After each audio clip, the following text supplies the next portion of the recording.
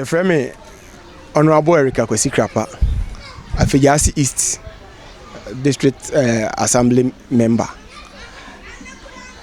Samri Mijina Hanuma, a year at the Fefa.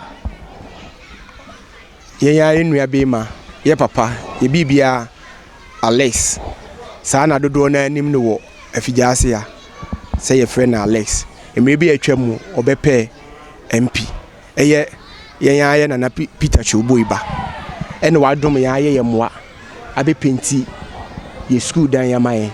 In fact, Oba Habi who say ye renovation. And right ye to 2 year poma.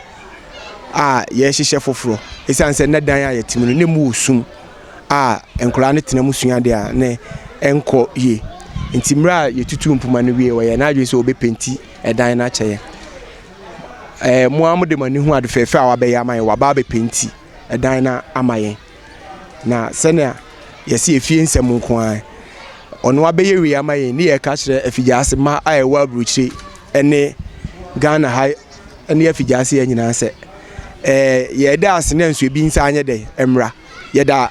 Ye papa na se pa wo ade fefa ba ya man nenso ba akofo ani ba akofo nsantimi nkata nyankopon ani enti ye besre ye tutu mpoma wie ye aka luvesa ye de ba hihiem ye dan ye B blog ye wo hoi enso ye hwa empoma ene epronam enti ye pon kwa enema mebre ne nkrofo be hye ho ya abusuafo mekasa me de tudwa ya asefem enti ebesre se ka ebinum beso ko bekoyemoa na omaboa na atimi aye eno so apono ne empomade atum se na ya aye kwa ebetimi atum ama eno so ye niema e wo ho so aye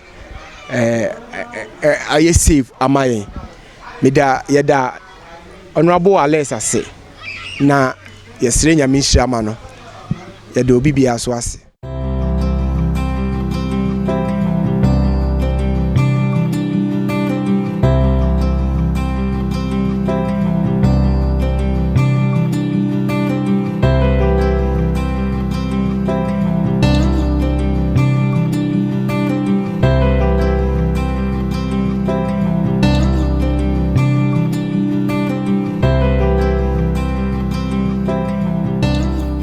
Sawo pensema hodo atie efa Sechere East Sechere PA mansini mu paade ene ehwe Sechere East TV wo YouTube ene Facebook sa amanyosem sa sikasem sa amamere economic issues anasa nsema esisi social news ni nyina no hwe Sechere East TV wo YouTube ene Facebook ode nsema hodo nyina ebebrew wo sa wo amanone sa wo Ghana ba bia wo bia Sechere East nsem nyina no wo de bedaw Sechere East TV papa efie ensem nko a